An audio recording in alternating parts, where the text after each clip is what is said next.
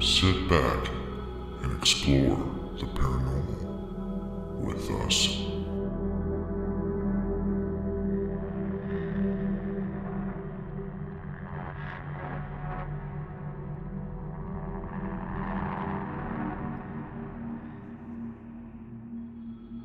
Welcome to the Necromancer live show. This stream will begin in time. Thank you for your patience. Grab a drink, sit back, and explore the paranormal with us.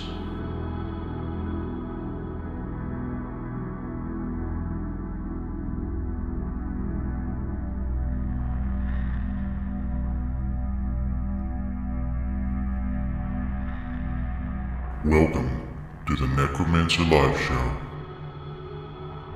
This stream will begin in time.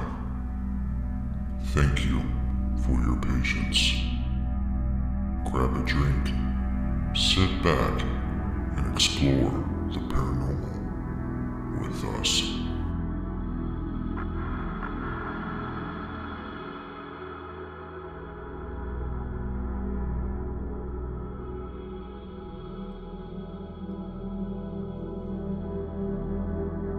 Welcome to the Necromancer live show.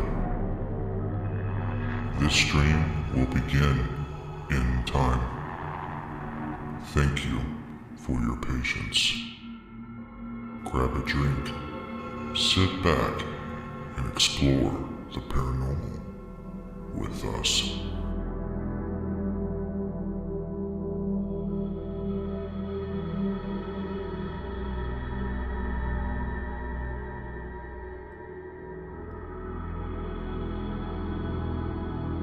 Welcome to the Necromancer live show. This stream will begin in time. Thank you for your patience. Grab a drink, sit back, and explore the paranormal with us.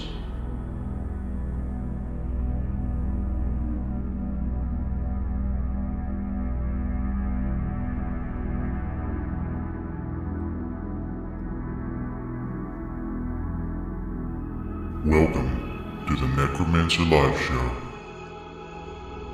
This stream will begin in time. Thank you for your patience. Grab a drink, sit back, and explore the paranormal with us.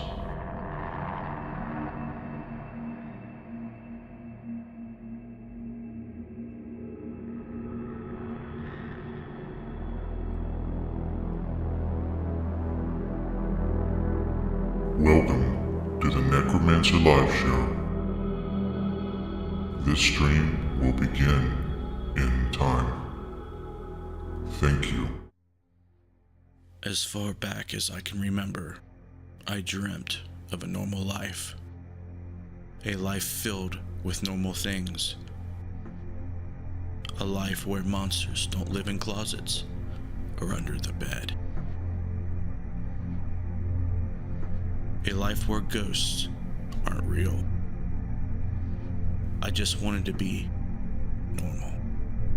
But that didn't happen. It wasn't meant to be. Since my early 20s, I have experienced profound paranormal events that would change my life.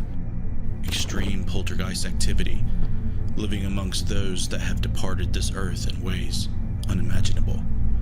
It has affected my loved ones and children with no end in sight. I could hear things, see things, and feel things not of this world. I asked myself if this was a gift or a curse. With the help of my mother and close friends, I emerged a paranormal investigator. Since 2013, I have been on a relentless journey to learn about the paranormal. I invite you to follow me into the unknown. Welcome to the Necromancer live show.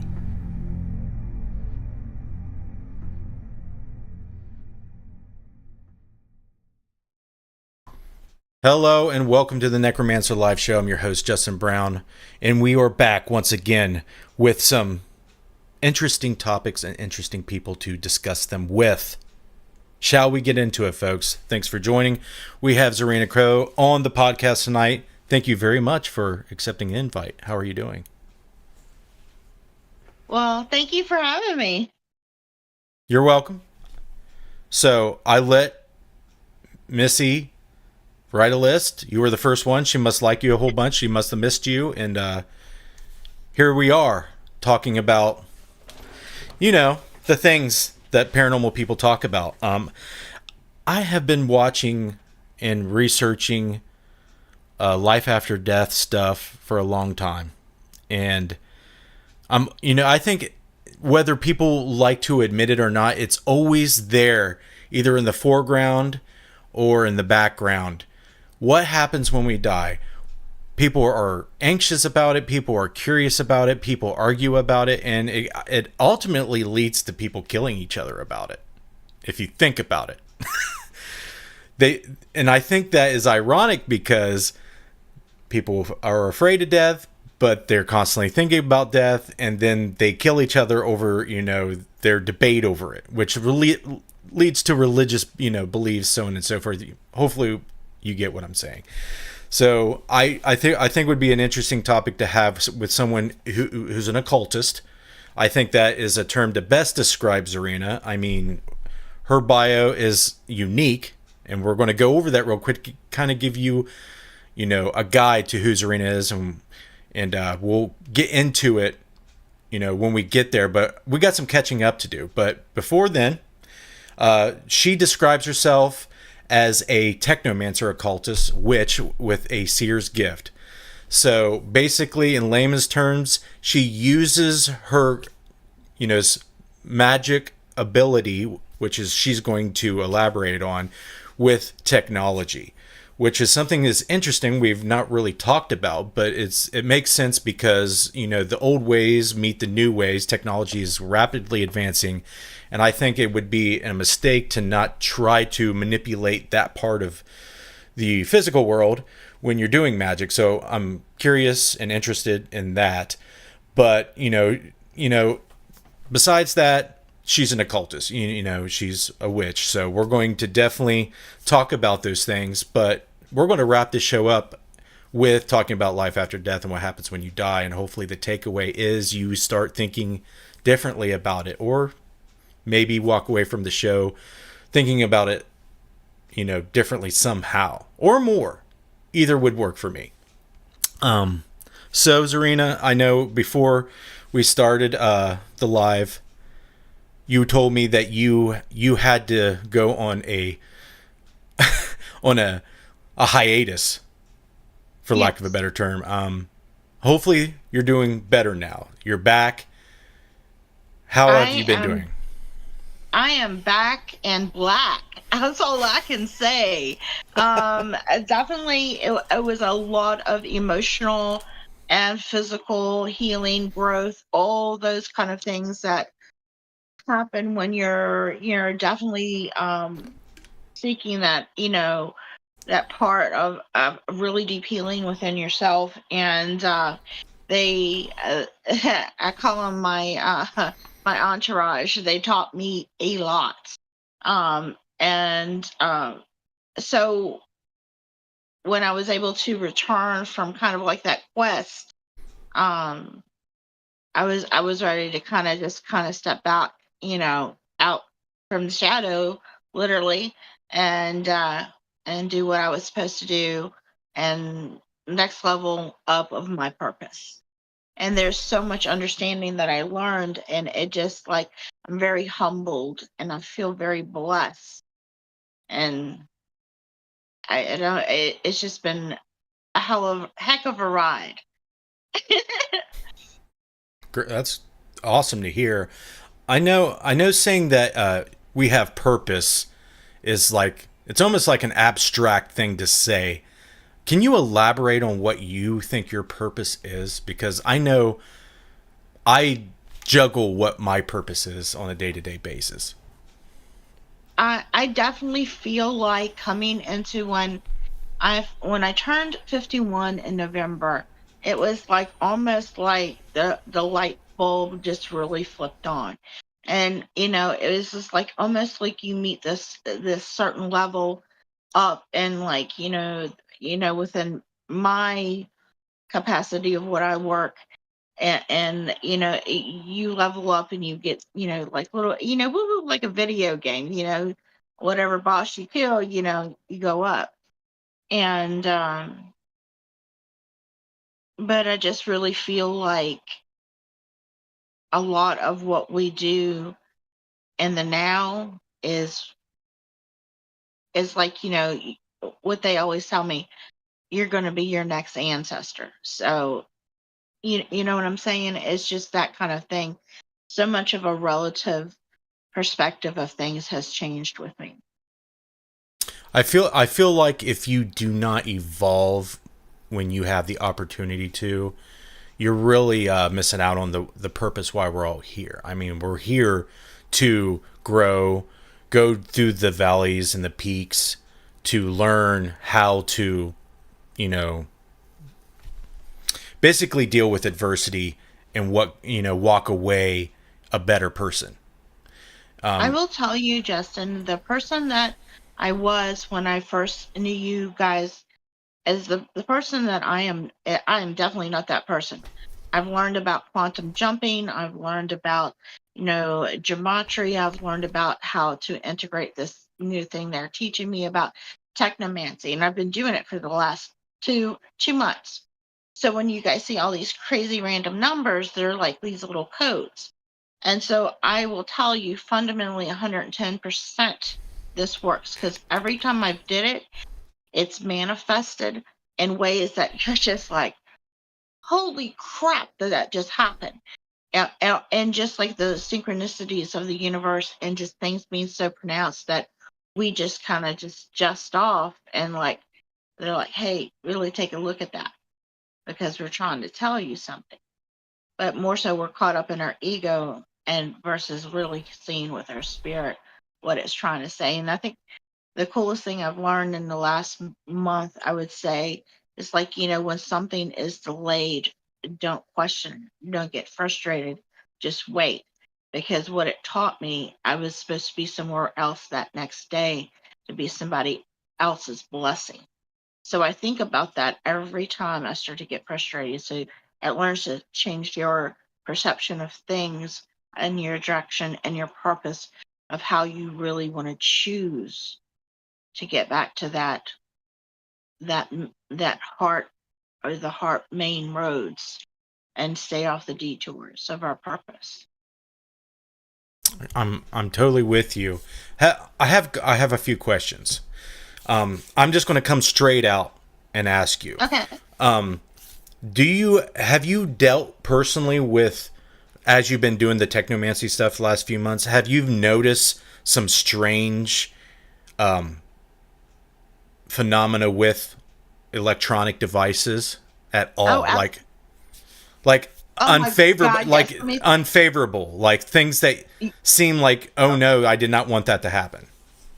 Well, not that, but let me tell you what happened. So when I say we were, all my peeps, the office staff here, my spiritual staff, I call them, and like they would tell me specifically what to, the codes, what to use, and I'm going to send you something to show you what I mean. And so that, and you attach it along with your number and gematria. So what this does is that allows you to manifest with those numbers. So as you're tagging and pushing something out with that technomancy, that intent, as things are seen, it builds that energy like an egregore, like kind of like chaos magic, if you will. And it just like, that's how it blows up. But how to fine tune it is what I want to teach people. And when you talk about things that are weird anomalies or bad, I was in another town and there was these sequence of events that let me know, hey, wait a minute, something shifted. I just shifted. I quantum. This is a different matrix, because I drove down the street. There was two identical cars, that were silver. Like if you would have like paper copied them, same. And the word elevate, elevate, elevate, elevation everywhere. And then the girl that I was with, we were driving somewhere, and she's like, "Well, if this is really real, then they'll prove it to us. The universe will prove it to us." So we go and we're driving to the next generation, and GPS thing goes, "Turn left on Amber Road," which was her name. And we're like, yeah, the universe is definitely messing with us. And I had this big huge watch on. And I always used to joke it because people was, excuse it's a man's watch, and because it's Chronos, it's time. I love Chronos. He's my home slice. But the thing of it is, it was crazy. Is at that same time when all those glitches were happening, that watch stopped at 7:15 p.m. I'm like, this watch is like a nice watch. Mm-hmm. That's crazy. I mean, it's like, and there's little hiccups and moments of things. I'm like, okay, I gotcha. I see. And I see these like kind of these little rollovers and these little tiny shifts that as we begin to implement and we build that positive, it's like we're tipping that scale. Yeah, there's a lot of bad shit. Sorry. You're fine. Sorry, Nana. I just got yelled at. Sorry. She's the language, please. But anyway, we can tip that scale, this collective, and take everything back. And when we talk about purpose, also purpose is just not our own purpose; it's our collective purpose of what we do all together. Understood. Yeah, because I won't elaborate now on the show because I don't want, I want to keep moving forward as much as possible. But soon as I booked you, I got a jolt of unwanted events occurring, especially with technology. But after the show, I will let you know what happened. But I just wanted to let you know that I don't know. You probably already know. People that you haven't met for a while, but you get right back into their energy. Unneeded or unwanted things can happen. So I wanted to give you a heads up on that. Yeah, because you guys are totally pixelated. I can't see anything. It's crazy. But you know what the weird thing of it is what I dug out of my crystal box today, because it's been a long time. You remember that? Oh yeah, I do. That's one of the better ones I made. That actually popped up. So I was like, she said to put it in your hand so Justin knows. So I don't know what that meant, but I said I'm gonna listen. So I'm very obedient with the universe. Who is she? Well, I have several she's, but the one is most outspoken is Nana. Nana comes from my kind of Filipino more of a native kind of feel. She is just a very strong, I would say, shamanic medicine woman. One of like my ancestors kind of feel. Gotcha. I just didn't want to assume you were talking about a spirit guide, or lack of a better term. Yeah. She is. She's quite elderly. So yes, she is one of my spirit guides. I'm so sorry. Well, I just want to make sure I'm following, because my mom will do similar things. Like she will talk about people in spirit, or entities like they're people on in her friend circle or whatever, physical bodies. And I'm kind of like, I talk to her all the time, so I kind of get the the subtle hints that she drops at who she's referring to, but I just want to make sure. So she has a lot of Gabriel energy around her right now. A lot of celestial angels are with her, doing a lot of detail and knowledge work. Your mom's about to. There's good things for her. I already know. Thumbs up! Yay! Yeah, I already know. We've already been dealing with it for a while. I want to say for at least a Yeah. year, if not more. I kind of feel like a little chuckle from the angelics, and they're like, "Yeah, this has been a rough one. Yeah, we had to take a break a couple times, and they do this, they crack their neck, and let's get back at it." But What's they what? are. I don't know. They just wanted me to share that message with you. Thank you. I appreciate that. You're very welcome. If I had a poster or like a sign that would represent my last year and a half life, it would be 1111. That's Oh, that would be a great tattoo. Validation. I don't need it tattooed. It's tattooed on my life, bro. Like I shit you not. I can't escape it. Like these entities that you're talking about are so persistent on making me aware. Like, Yeah. dude, I know. And my mom came by and it's like, do you know that, this, that, or another are really trying to get your attention? They want acknowledgement. I'm like, yeah, I'm doing everything I can. What do you want me to do? Sacrifice a fucking goat? What they want me to do? Okay, well, you Well, just what sacrifice a I can kitten. definitely tell you, is that, you know, I understand definitely this last 3 months, it's all about reclamation for me. And I've seen this come through and manifest in such a major way in so many different levels in healing ancestral trauma. Oh my God. Let me tell you what.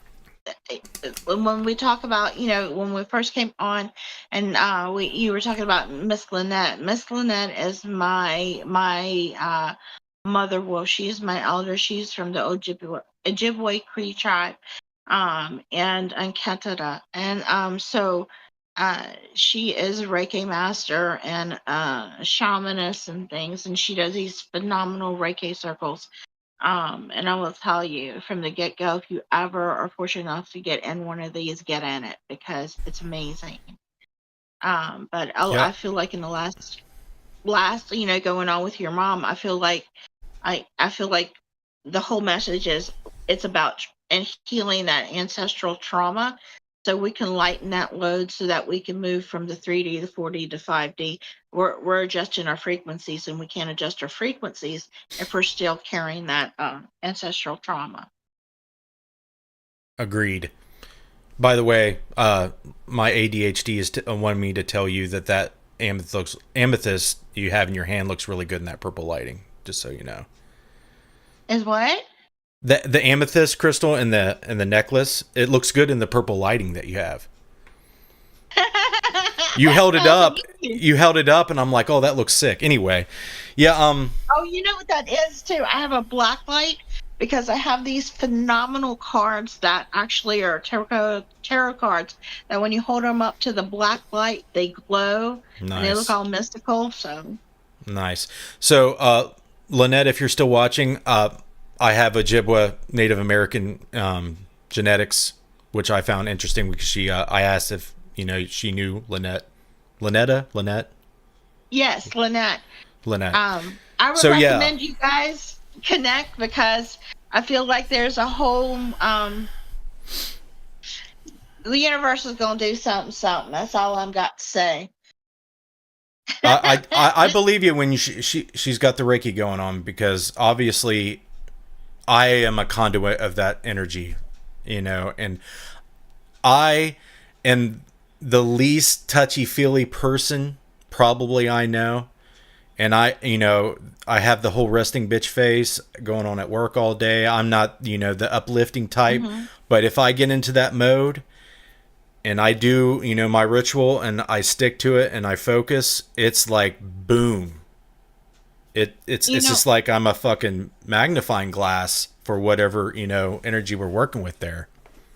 And I've been working a lot with my shadow self, doing that shadow journal, but also the sulfurial frequencies. I listen to that and in many different ways, because I want to keep my mind tuned. And I noticed that when we keep our mind tuned, it's just like things start coming to us. When we say, like, my catchphrase has been for the last two months, like, oh my God. And I've seen so much phenomenal stuff happen. Yeah, I'm just like, stuff like, I just like, you would not believe that happened, and it happened.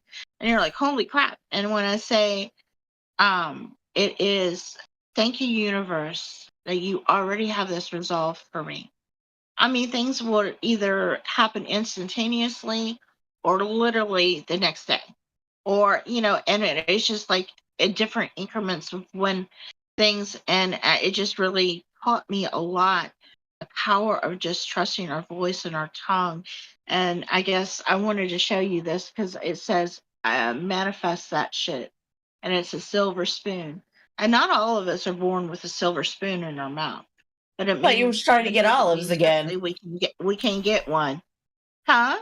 You was trying to get olives again. Yeah. You know what? I love you so much right now because this now will be my freaking honorary olive spoon, okay?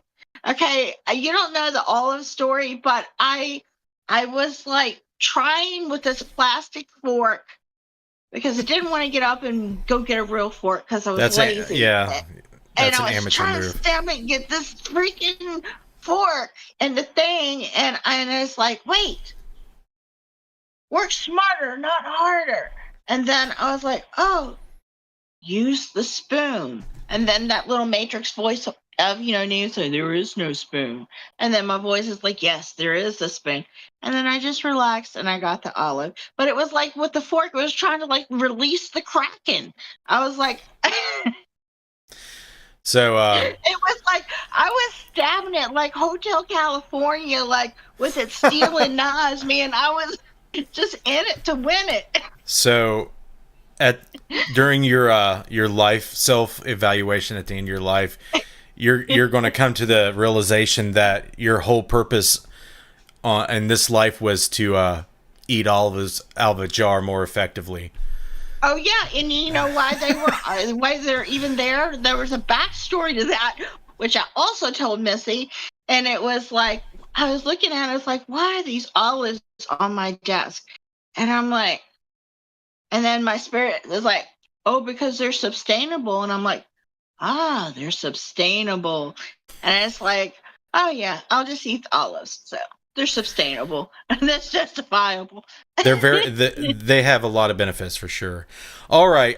Before we shift gears out of the technomancy stuff, is there anything that you can share or kind of elaborate on what you've been working on specifically? So people, I feel like I don't want to, glaze over that because, it's kind of an obscure topic, at least in my research.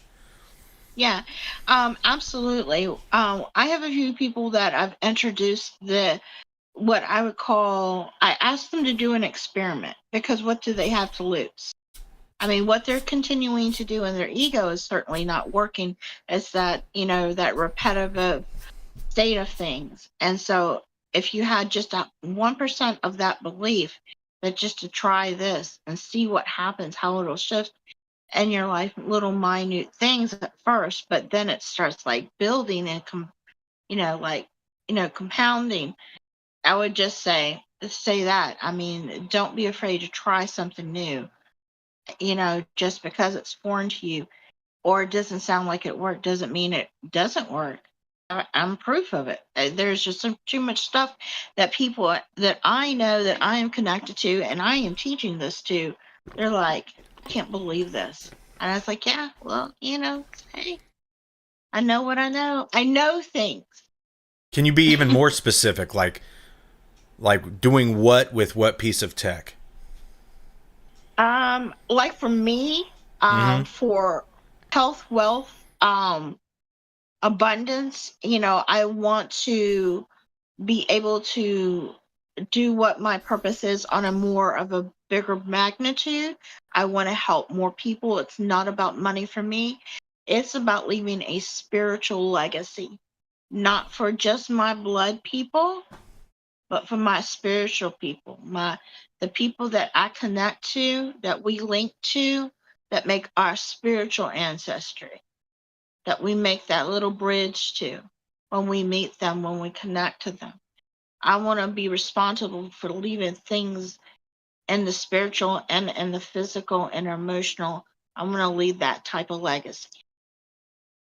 So what, as far as the technology that you work with, what is it specifically? Is it like a specific device, or is it like a range of tech, or is it like basically anything? It is. It's like almost subliminal. It's like in any of the videos that I do, along with what the spirit picks for the music. Everything that I do music wise, it's just not a random song. That is, everything is chosen by the spirit. Everything is like all the little numbers are coded for certain things so that when it goes out, it sends out that energy. Okay, I so mean, it's not really a device, it's the platforms in which the opportunities can manifest in such a magnitude. It's somewhat like a division of chaos magic. And it multiplies. And I've seen it happen. And you can't question it. It's that's undeniable. interesting. So I know I'm not an expert on chaos magic, but basically, you know, they work on manifestation with the use of sigils and symbols and such. But there's like a really, you know, broad way they can use the chaos magic theory. So what you're saying is in technomancy, you are using, you know, energetic mechanisms to manipulate or to affect the code in the tech, like the software and all the, you know, the transistors and the boards doing the ones and zeros things. And you even mentioned on the quantum level, which, you know, there's a lot of quantum mechanics that goes into our tech right now. And I found that fascinating because if you want to do magic on that scale, on that level, everybody's already connected to it, and a lot of people don't. They know they're connected to their devices and the tech, but a lot of people don't know to what extent, like energetically, psychologically, and even physically. So I feel like I really want to learn more about this because I feel like there's a void in my knowledge. And I will tell you that the knowledge that I will drop to you of what they've told me is mind blowing. And you know, but I'm just a small town girl. I'm not, you know, anyone fancy. I never graduated from Harvard or any of that. But I'm universally taught direct by the spirits. I got the 411 direct from them. And you know, when you're taking the principle of chaos magic, of creating egregore and things of sigils to build momentum and energy for that intent to accomplish that task or goal. And here you're also adding in a visual coding to it for that universal binary code that we're in that matrix kind of unmatrixy world. Um, that kind of puts a in it, and and then you're, you know, combining that gematria and, you know, your old school witch power up in there, so that when your your witchy finger is hitting that post button, it's casting. Mm-hmm. And let me tell you what, yeah. Yeah, I totally get it. One more question before we move on, because this you got me really curious now. So, what is your spirit guides and all your research told you about the in-game AI that's out there? The big AI, the multiverse AI. Your eyes open like you know what the fuck I'm talking about. All they tell me is that for a long time we've just been like an equation to Squid Games. Okay, elaborate It's just on that. depending on what number you are. I'm not familiar with Squid Games. Okay, that's homework. Okay. Because there is such a spiritual application to Squid Games. It's a layer of it. And what the crazy I'll part, Google there's it. a new season now of it, but it's Americans. What? Squid Game, The Challenge, renewed for season 2. Oh, it's a Netflix show? or is it actual Yes, game? well, there's originally the Korean one, the Asian one, which is what I'm talking about. But then they just come out with an American version. Of course, they really can't kill the Americans. Um, that would be really frauded upon. And so, they pop them with a paint gun. So spoiler alert on that one. But the first original one, there's so many different layers of, like, like when you read Paulo Coelho's books, it's those little wisdoms of like, ooh, that's good. So it talks. Does it say that, or did you say that? I'm getting Hunger Games vibes. Yeah, the Hunger. It's similar to Hunger Games. Yeah, it is. And for So- some, so it's that- all about that illusion in that video game. It could be for some the Hunger Games version, but for me, it's the Squid Games. I don't know. But yeah. So the Squid Games is kind of like, there's a parallel with the Hunger Games and the whole concept of that. And when I mentioned me and my mom call it the alien AI, but it's bigger than alien. It's multiversal. It's like it's plugged in to, like, the largest dimension that we could possibly perceive. Okay. So can I tell you what they told me about that? Sure. You know how they say with the Illuminati, the way they get around the little karma things is if they tell you but not tell you. They told us through Terminator and Skynet. Okay. But, a lot of this where we'll end up, there will be some of us that are here and some of us that are not. That's all I can say. That's why they're doing a lot of the soul transmutation, transformation, all this stuff, so that you are in that frequency for when you're not here. Does that make sense? I have to say it in the way they tell me how to say it. Well, I understand. I don't know about chat or Missy. Yeah. Chat, Sorry, do you people. understand? Do you understand what she's saying? Let me try to translate. So what she's trying to say, and I want you guys to listen to this because I believe this 100%. I know I'm a science guy, and I try to tell you guys that, basically ground yourself in science, but you just can't all the time. What we're talking about is way outside of science right now, especially human science at this point. So what she's saying is, way, way, way far in the future, there are only going to be higher beings and entities that our higher selves evolve to. And once we die and we shed this mortal coil and all that stuff, it's only going to be the uppers and the elite entities that are going to survive this AI threat. And what she's talking about is they're basically energy vampires, for lack of a better term. They eat the psychokinetic energy in the realms in which they attack, the very fundamental energy life force of those universes, which we're all a part of. And our consciousness will thrive if we're able to evolve into the levels of these entities that can thwart this attack or this, life-sucking force that is the alien eye. I'm using very layman's terms here. I don't know how else to describe it. But people in the know that this is out there. And especially witches and warlocks and occultists are researching this, and they all intuitively are gathering information from their spirit guides and the collective conscious that this is the threat. And this is what keeps us up at night, us occultists, is because it's fucking scary. It's terrifying. It's like, I don't know. I'm not going to go into explaining the evil and the horror of it all, but you should be concerned if you want to hang out, after you split your body, because you're better off not even being conscious when this is all going down. You might as well be freaking worm food.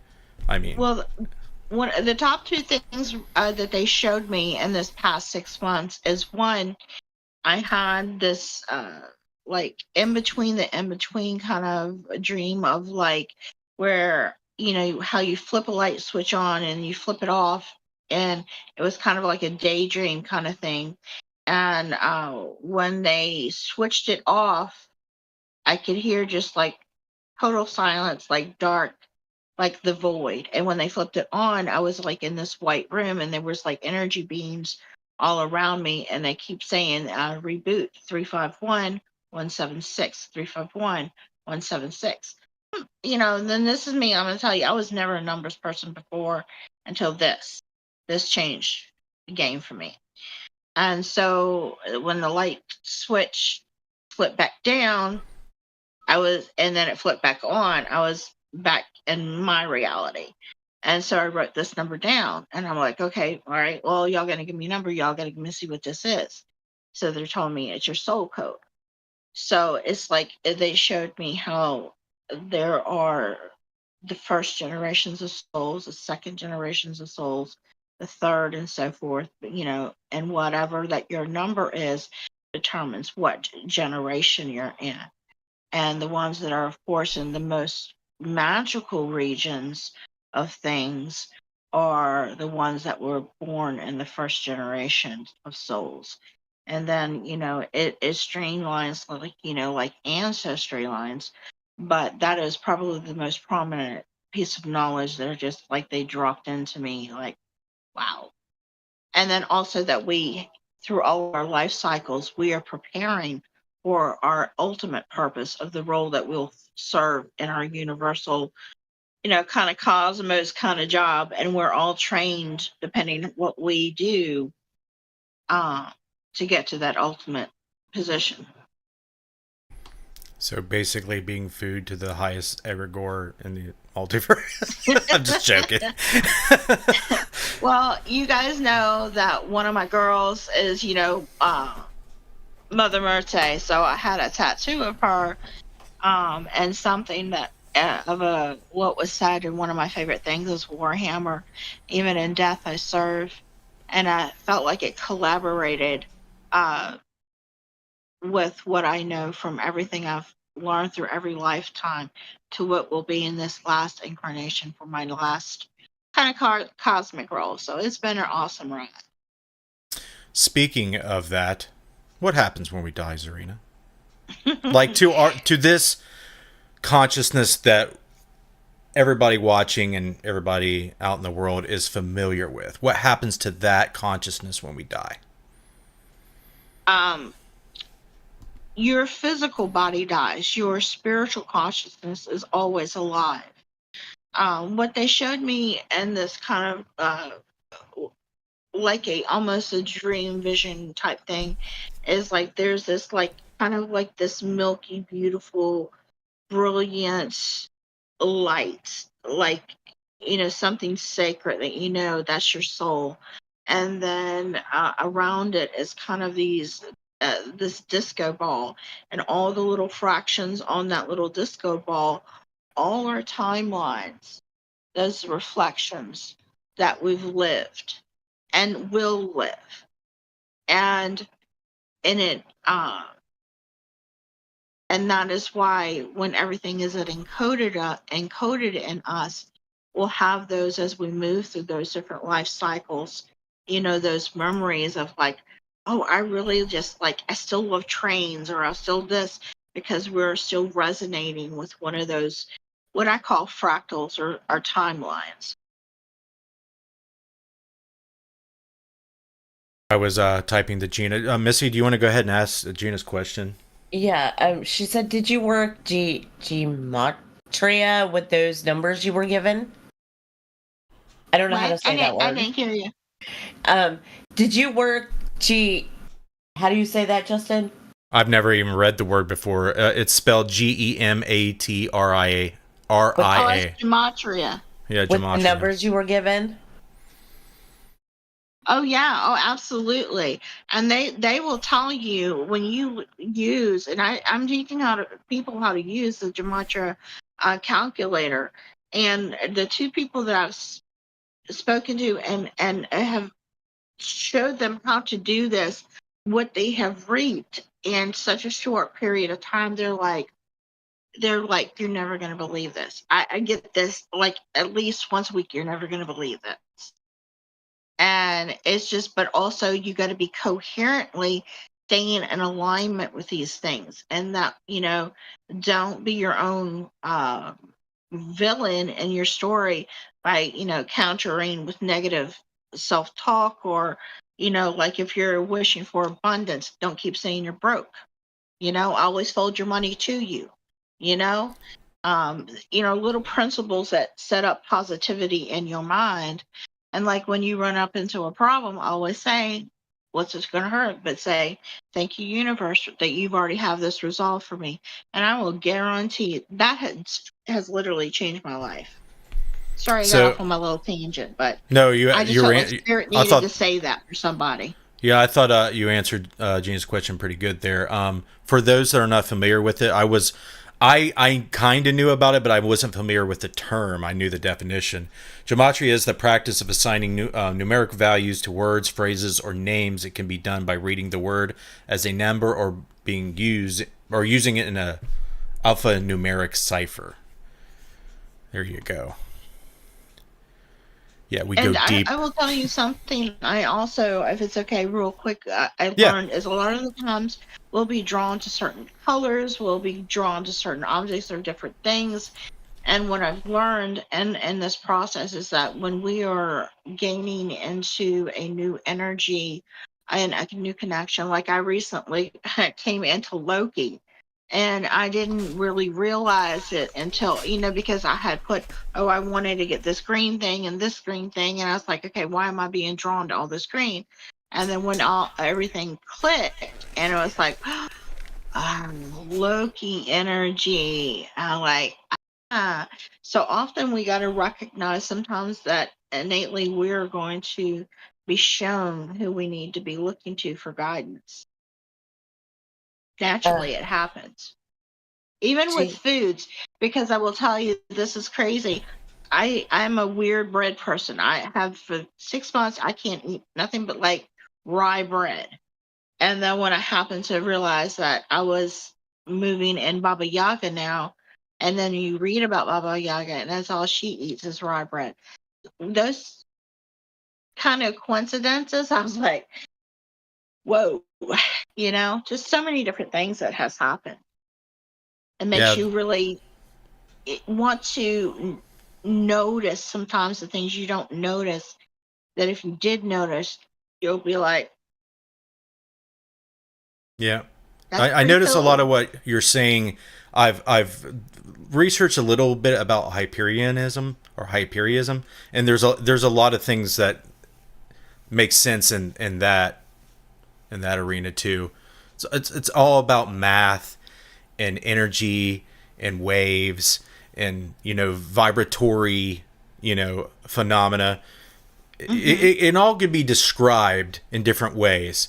You talked about numbers, you talked about food, you talked about colors. Those all can be pretty much boiled down to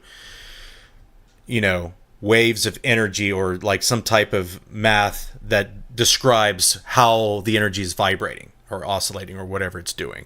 And I feel like, if you look back at the old Nikola Tesla quote, if you want to understand reality, think in terms of, energy, vibration, frequency. Yeah. There's a lot of different verbiage and ways you can look at vibration. And I feel like if you're intuitive enough, you can really just bypass all the verbal jargon and get to the nuts and bolts of it without trying to, use the human brain to understand it. Just, let it get into that intuitive, channel, and just let it come to you without a lot of stress. Because I'll tell you what, I stress myself out trying to figure out the brain crap that goes along with this, and it just locks me up. But if I just let it intuitively come and just understand it on a more simple level like that, it makes more sense, and it causes less stress for me. And I will tell you this, it amazes me because I'm not like a very super high, not super high IQ, but I'm not a professor or anything. But me being able to understand it at the level that I am understanding it, and to practice it and put it into use and to teach people and see the application manifest, And you know, my greatest reward in this last 2 weeks is when people have messaged me and I was like, yeah, let me hear it. Give me that. Yeah, yeah. Woo, woo. And Yep. it's like seeing this principle take off and work. I feel like I'm part of something that's gonna like shift. Yep, we all You want know? things to shift, especially if we're shifting Yeah. from the bad to the good. I do want to, before we get back into the life after death topic, Mhm. I want to make, and you can respond to this statement. When you feel like you're in that intuitive mind space of understanding on an intuitive level, you don't need the words and the verbs or the sentences and paragraph to describe to somebody else scientifically or esoterically what's going on. But what happens when you do and you're on that level, you don't need to, and here's why. You notice yourself vibrating the way you want to vibrate. Then you're going to attract all the things you want to attract and manifest all the things you want to manifest. And then people who are sensitive or wanting to be attracted by those people and things come to you needing help. Or, they come together to, get the forces together to get the vibratory, stuff stronger and larger and vibrate together. Which I think is what a lot of people just need to understand, because I know a lot of shows kind of go into, explaining all this crap, but I feel like all that is important is understanding on an intuitive, non-language level, because, in spirit, we really don't rely on that crap as heavily as us humans do. I know that all that I have been given and I know of my assignment is, they say, to gather them. So I think part of my ability is to do what I do so I can connect people to connect to people. So we are popping that grid and we're tilting that axis and we're taking back the collective, being part of that collective to help take back our power, not as one, but as all. And that's my kind of like universal role right now. I feel is to, I'm like helping be like the the guy at the airplane guiding the planes in. Just right over here. So All the that's my flight story. coordinators or whatever they're called. Yeah. Nice analogy. All right, back to we will here in 10 minutes. We'll take a halfway break so you can go get a drink, go to the bathroom, whatever you need to do. Yeah, But yeah, no worries. next 10 minutes. Let's really set up how we're going to sink our teeth into this. What happens when we die thing? I know you mentioned that the human body dies. You didn't really go into what you lose, but what you keep. Because I know a lot of people, they're just not conscious of what people believe the soul consciousness is. And I know you're going to agree with me on this when I say it, because you already talked about it. The soul consciousness is way more like dream state. So the things about it that's not like dream state is a lot of your dreams are cut like movies. So it's not so much like that when you die and you're in the spirit. It's not like cut like a movie, because the brain kind of like does that, But I feel like that's the only real difference between our dreaming while we're alive and then how we are consciously aware when we're in spirit. So the things that you want to really understand is your memory and your ego is really not there unless you remember it, but you really don't integrate it with your experience like you do when you're alive. So you may be your soul floating around in your experience. You may remember yourself like it was a third person, like, oh yeah, that Justin guy, he was this, he was that, he done this, he done that. But it really doesn't integrate with who you are on a higher spiritual level. So that's kind of weird, because a lot of people go through their life really not understanding who we are on a higher Well, level. Spirit's answer to that is this. You said it in your statement. When you said, what do we keep and what do we let go?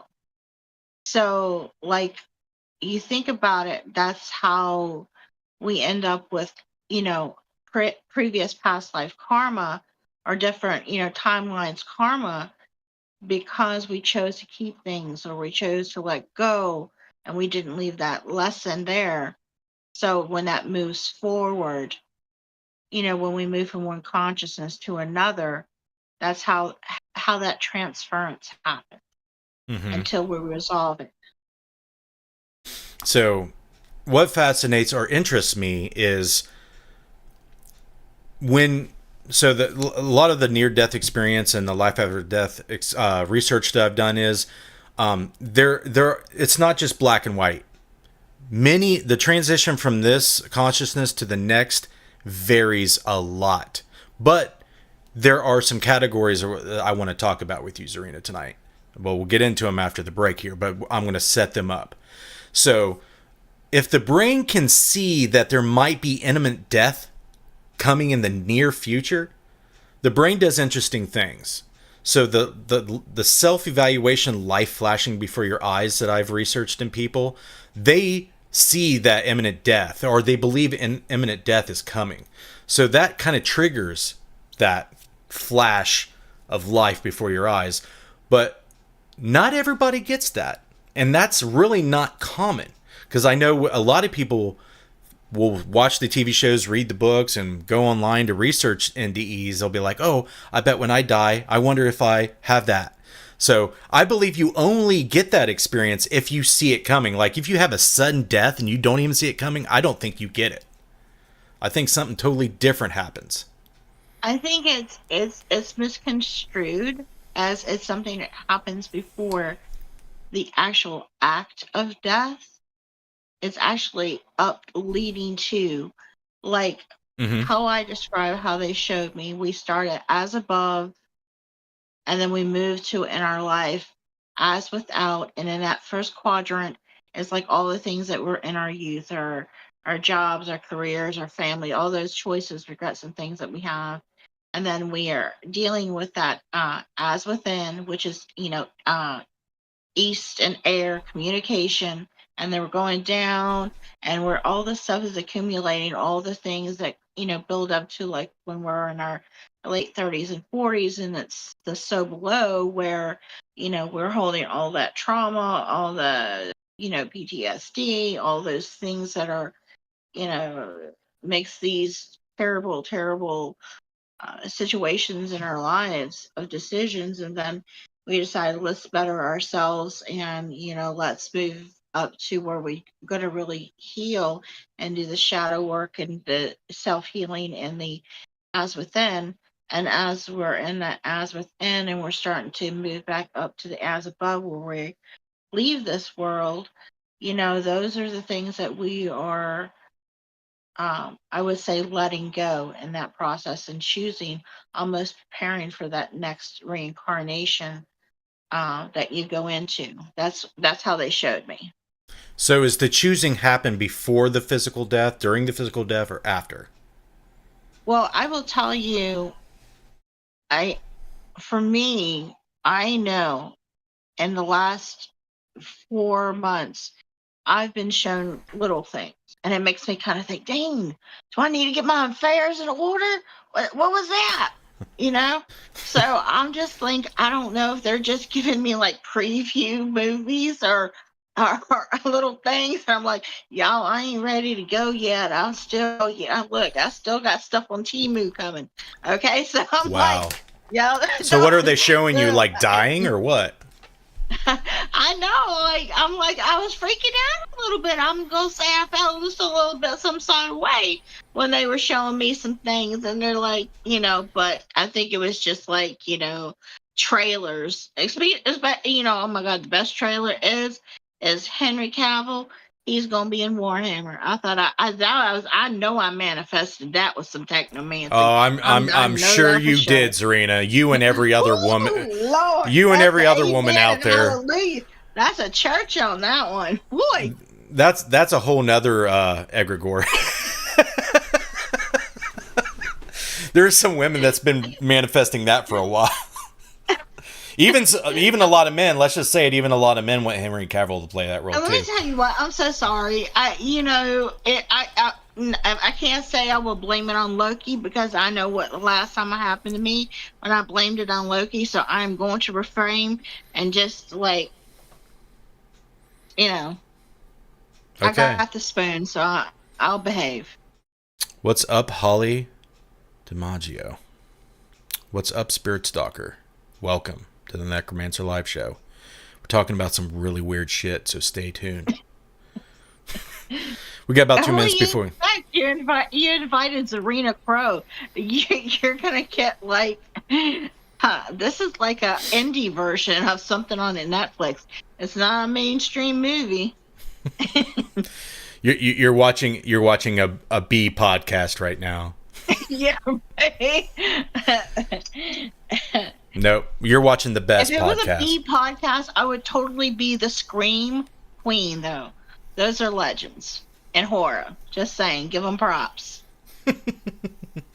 All right, so I'm going to go ahead and we're going to play the Deadlight promo. I don't have any other video stuff to show right now. I got a lot of the old stuff, but I don't want to show it because I already spammed it on shows in the past. But I would do, before we do that, Zarina, if you have any video content, promos, ads for your podcast or anything that you're doing as far as content, don't be shy about sending it to me because I will run it on Necromancer. Sure. I'm working on that now, and as soon as I can get that together, that would be amazingly. I would appreciate that. No problem. We'll be back in about 5 minutes. If you need longer, take longer. But me and Missy will be back in about 4 or 5 minutes. All right. Bye. All right. Don't go anywhere, folks. Don't go. Zarina, you can go. But the rest of you don't go.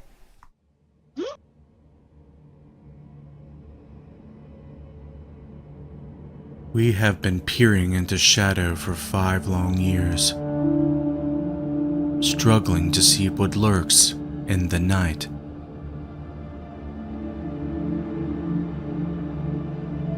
Working from the ground up and collaborating with hundreds of paranormal investigators,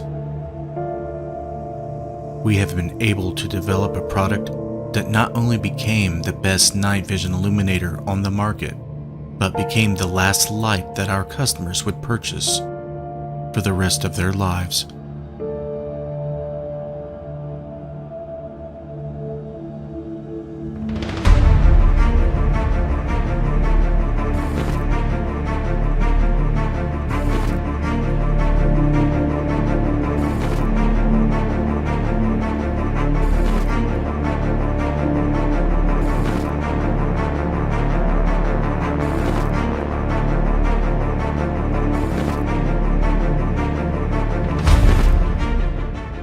What Deadlight has done for me as an investigator has really kind of changed the gamut of how we investigate, because before Deadlight, you used to get the little wonky lights you buy off of offline and stuff like that, which sometimes didn't always work. They were really glitchy.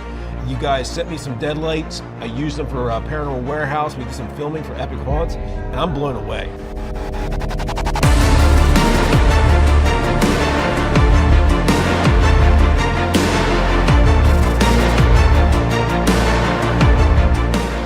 I think the quality of the merchandise that you get from Deadlight LLC, I think is top notch. The fact that it's handmade, by Josh, and the quality of it, and the craftsmanship that he puts into it, the time and effort that he puts into it, speaks volumes when the merchandise is received. The fact that he honors all of his work, pretty much lifetime guarantee to fix it if something goes wrong, I think stands out too. The quality of the product and the customer service is top notch.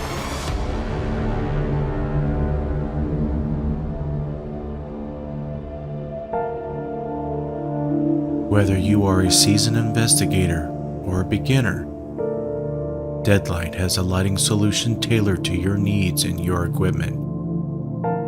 Deadlight is made for all who are not afraid to see what lurks in the night.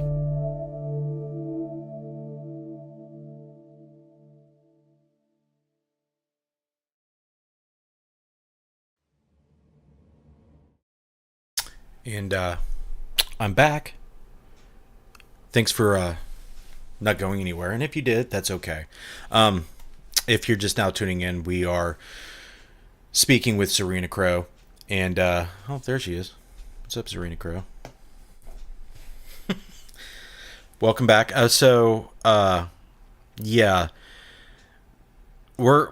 We're just going to say what we think about life after death. I know that if you're not an occultist, if you're not, looking at it from me and Zarina's point of view, that's quite okay. But we're just offering you up some possibilities and some information from our work that we do.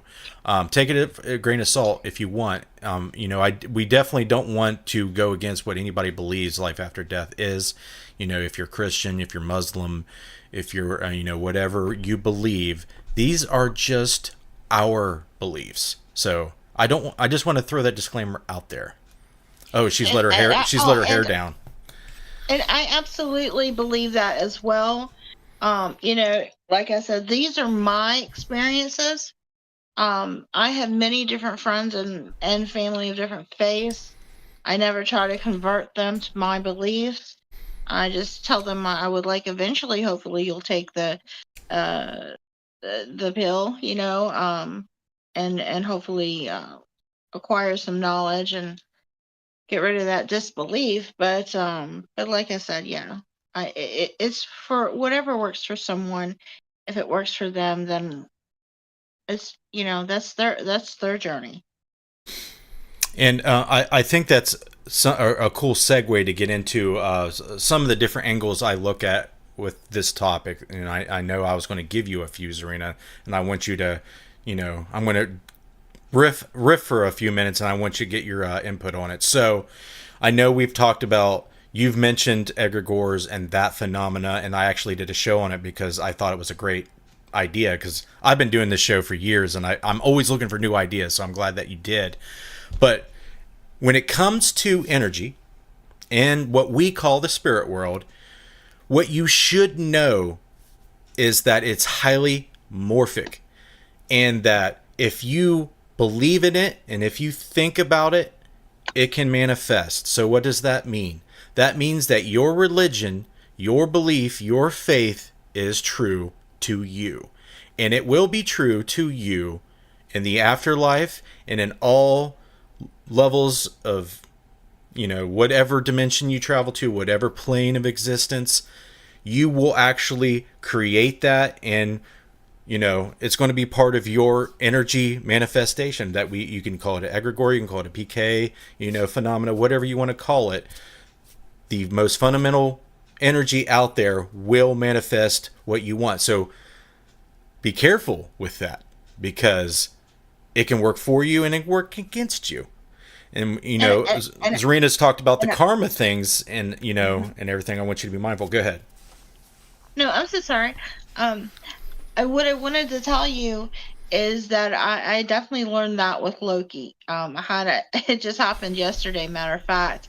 I had a friend of mine, and I saw his profile. I thought he looked like an other gentleman, and I was like, that's kind of weird, I thought, and I said, well, maybe he's just doing it as a joke. And so I was going to message him and just, tease him about it or whatever. And then I looked, and his profile picture was his. And then I hear Loki in the background laughing his butt off. And I'm like, because in like a couple of my posts, I said, I blame Loki. And then he's like, well, if you're going to blame Loki, you're going to fridge around and find out. And I said, so that's what happened when you fridge around and find out with Loki. So yes, magic can have its little interesting, teaches you a lesson. I get what you're saying. The way I look at it is, when your ego kind of separates and manifests into your own guide, like it's your own ego is reflecting something back on you, it comes across as like a crazy type humor to a lot of people. And I researched people that are taking really hardcore psychedelics, like DMT, for example, they will have these like Loki-esque like entities do that to extreme levels, Yeah. like really jestery, screwy things, to mess with the triggers in your ego. And it's very true.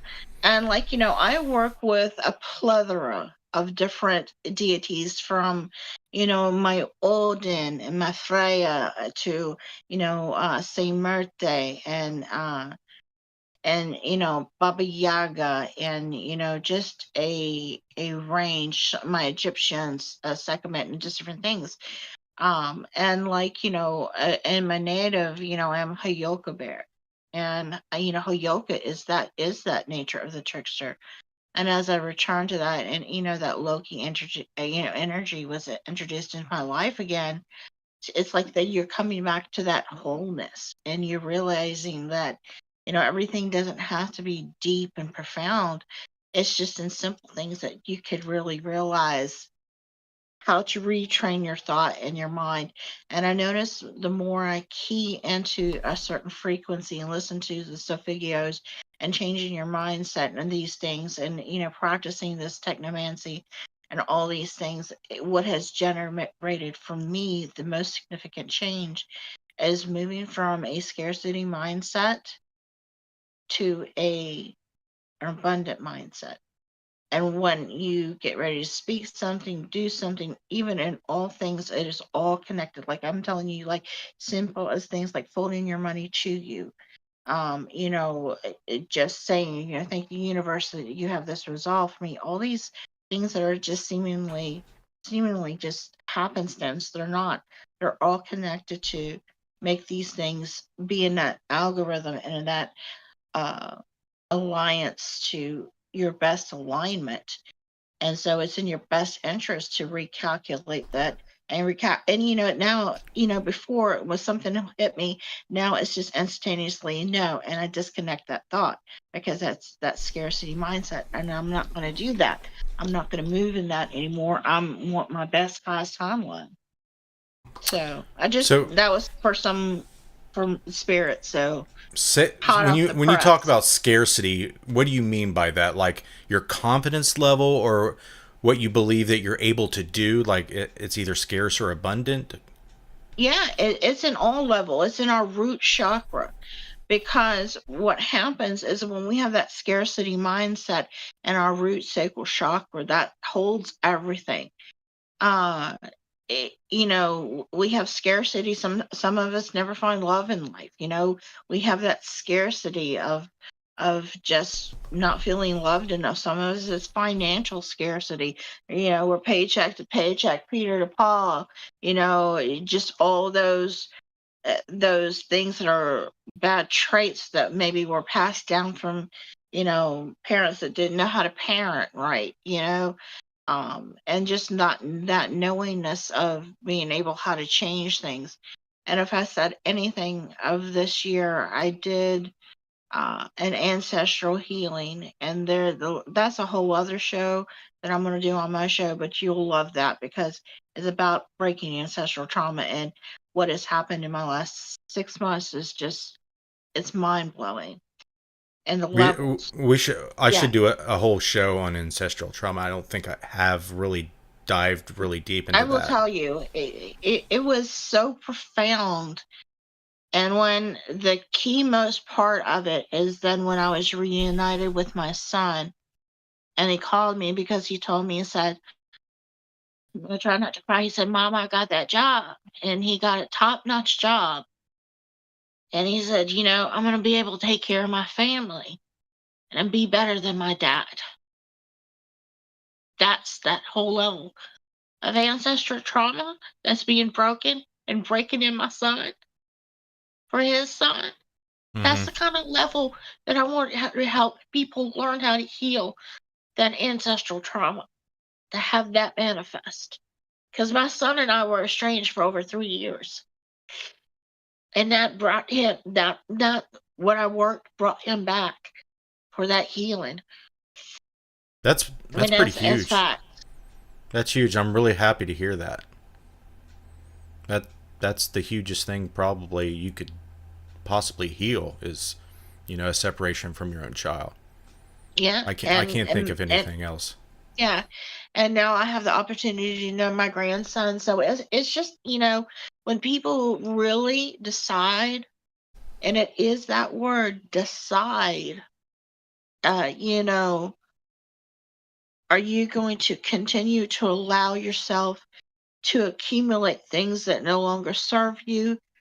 And you're going to carry this rest of this baggage through into your next karma cycle, or you're just going to let it go, and it is. I let go so quick now. It's like, boom. I don't hesitate. There is a hair trigger. I don't hesitate. If my spirit tells me throw that away, I throw it away. I ain't holding Awesome. on to nothing. For people who are listening, I know people, it's not cool to deal with any type of adversity, whether it's like a loss of a child, separation of a child, death, illness, what have you. Okay. But there is a reason why we have to deal with that. It's because a key mechanism of consciousness is comparing this to that. Okay. That's why there is a cycle from spirit as above, as Zarina had mentioned, to below, because in that state, the highest state you can be, you cannot experience what we experience here. You just can't. You can't experience love. You can't experience all the good things without the bad. There's nothing to compare it to. Okay. Right. The information is there, crystal clear in spirit form, but the physical feeling is like a drug to consciousness. It's like you can go without it for a while, but after a while you crave it again because you can't get it. It's like you need your fix, so they come back down, and then you're done with your fix and you go back up. So whenever I personally look at it that way, and it's really difficult, but when you look at it that way, even if it's the most horrible thing you can possibly imagine, it exists because we need the exact opposite to compare it to even experience it. And it's a shitty topic and it's a shitty thing, but that's my belief in it. I want to get to the comments. Missy, are you back? Yeah, I'm back. Okay, Shannon had some things to say. I want to know what she meant about The Secret, and I wanted to say, I know you probably don't know Shannon Morrison. She's an old friend of mine. We grew up in the same town. She's the definition of ancestral trauma. Okay. That I know of. She said kind of like a secret when she was talking about she was talking about something and she said kind of like a secret. Yeah, I didn't know what she meant, so I was trying to figure out what she meant by that. Shannon said, me too, it's crazy what gets handed down in your DNA. Yeah, it is crazy. Gina, let's just make it the next show topic and get it over with. And then she said, I'm so happy for you, Zarina. With Thank a heart. you. With a big fat red heart. All right, so... It's a documentary, she said. It's a documentary. It is. Oh, God. So, to start giving, taglines to the question, answering the question, what happens when we die? A whole lot. But don't expect to carry around all your thoughts, all your memories, all your feelings, and everything that you experience in your pocket when you go. Because I am very confident that you will, at some point during your transition, need to let most of it, if not all of it, go. But there are a lot of people out there that are going to struggle with that. Okay? So let's talk about letting go, because that is a huge thing that we don't want to glaze over here, because that is very incremental, that is very integral to the process, right, Zarina? Right. And when they don't let go, what they tell me, they call it, they're tethering. They're in the in-between. They're tethering, they say. And some of them tether because they try to look, because they're mad that they're there, to look for another host that they could kind of drop in. People don't realize sometimes they act some sort of way because they just had some peed off ghost disembodied and just took a walk in your meat suit, you know? I do know, and a lot of the research I've done on past lives, some of the most famous ones, like the one that the fighter pilot in Pearl Harbor that went down, he jumped a fucking fetus very, very quickly. So in our timeline, it there was some years, a few decades, but according to him, it was probably just immediate.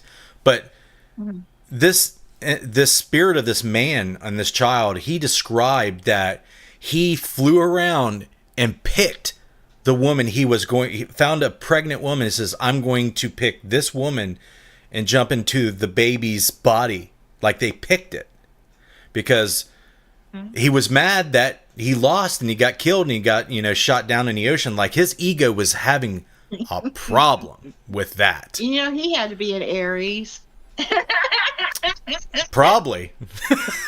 Like, damn, my ego. But then his punishment was he was a Gemini. Oh, okay. That makes sense. But I feel like a lot of people who think they're remembering their past lives are not. They're remembering somebody that has hijacked your consciousness, which I believe happens a lot. It is. It's part of what they call the fractal. The fractal policy is how they term it. The fractal policy. Remember that disco ball? And that sometimes that... Is that a thing you can Google? No. And that's something they just downloaded on my teleprompter. Sorry. Let's see what Google AI says about that. Here's some information about fractal policies. Fractal... Okay, nope. You can't. It doesn't exist. You know, they're just giggling at you right now. Well, you know, Odin's like this. He's like, let me get the stick. So sorry. Let me see your stick. Let me see your stick. This was a gift from Odin. This was made months ahead for me by someone I didn't even know at the time. And when I walked into their shop and saw it, it became mine. My telltale colors are always red and black, and then it has a match to it, which this is Ivor.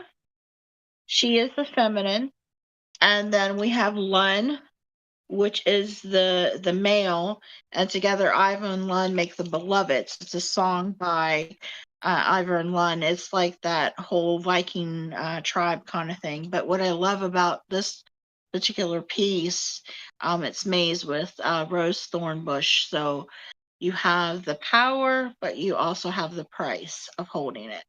Nice. So it was a very powerful time when I come upon them, and then Odin said, this is your gift, your graduation gift for basically completing a level. I've noticed the universe has done that with me lately. The last of that is that I'll do that on my other show, is the whole story of the chicken feet. Oh, I'm intrigued now.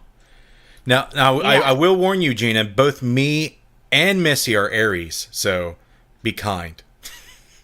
Look, I love y'all Aries. I ain't got no hate. Look, I'm a Scorpio. We are both in the bad end of the bucket. When they say chuck it, it's the Aries and the Geminis and the Scorpios.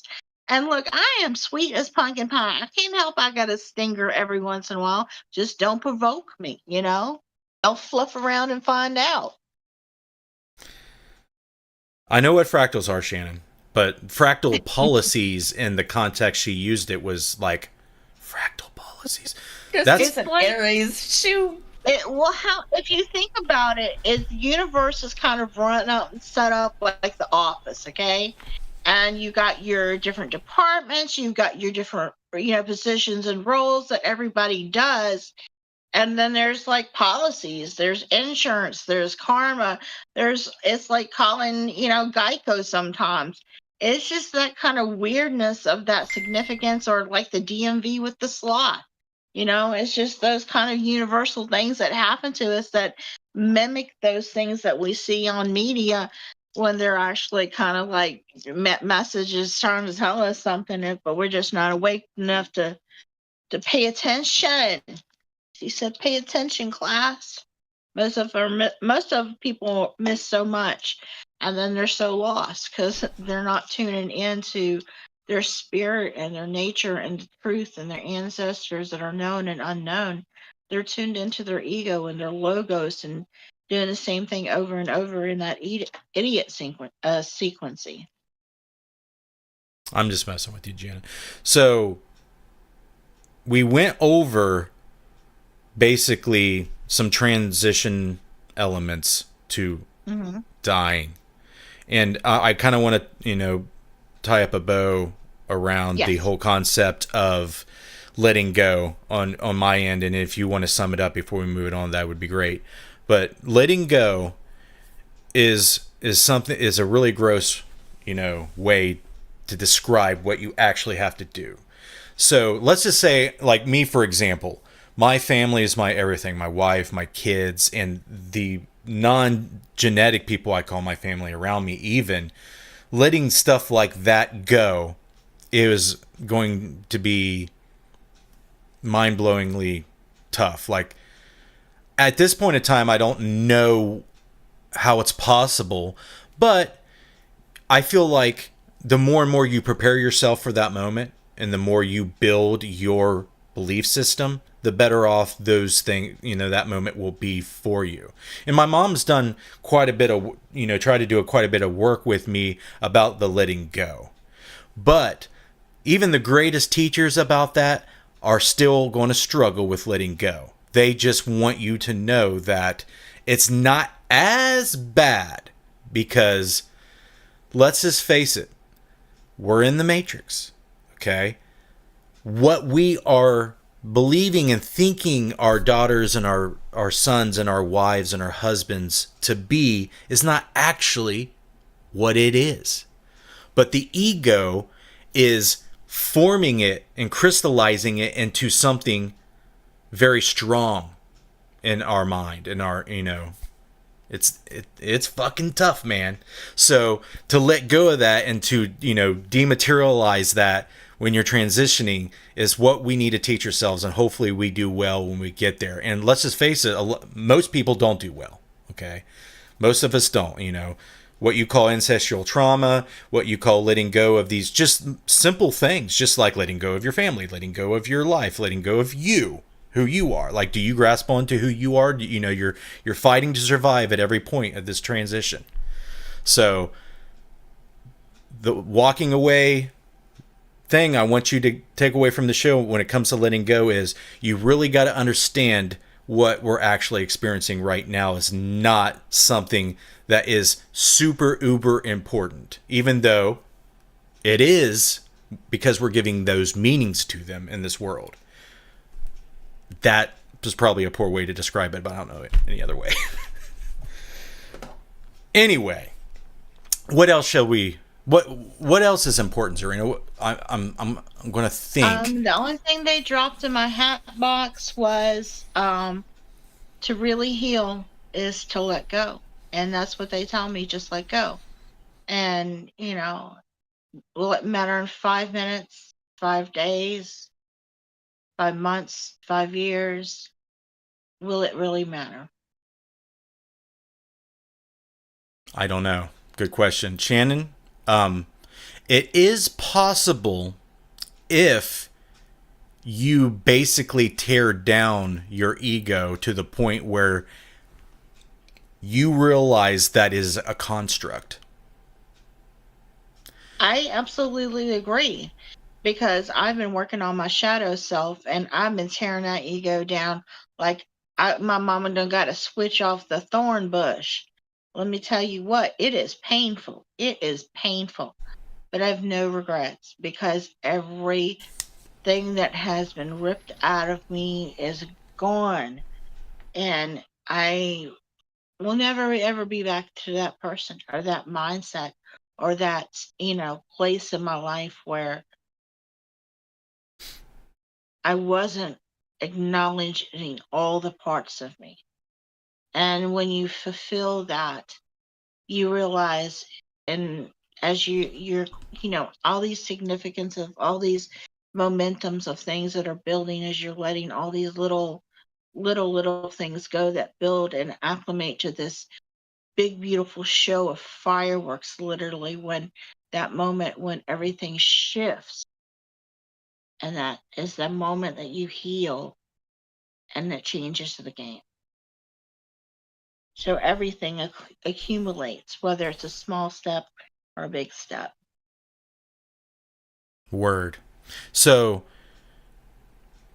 yeah, it's something that we're not going to be like perfect at describing. We're not here to help you deal with letting go. We're just going to we're just teaching you that it is part of the process. Yeah, we're So, giving you the tools. You just got to learn how to do it. Whether you do it in your ego and keep doing it, and yeah, it may work out fine. If you keep doing it in your ego, yeah. But how much of the opportunity of the better, if you maybe had did it the way the spirit told you to do it, maybe you would have been in that timeline you always still dreaming about, because you're still in that level of ego doing it your way. That's where they really hit you with ego. all right, Shannon, I'm just going to give it to you warlock style. Are you ready? So, here we go. Psychedelics. The powers that be don't want us to have it.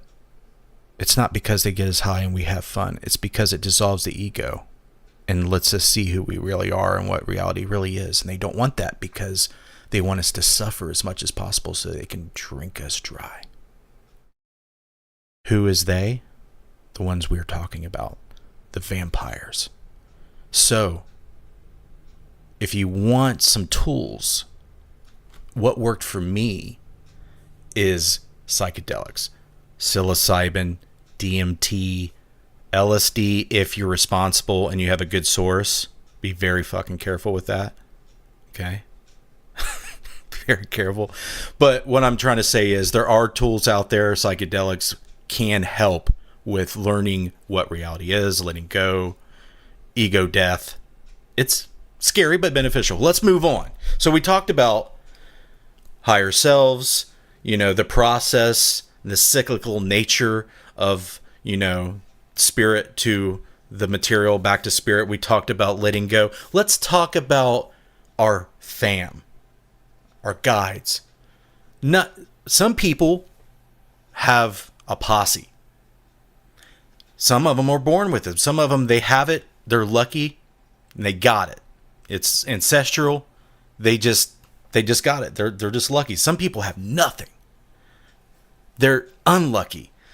Some people have driven them all away.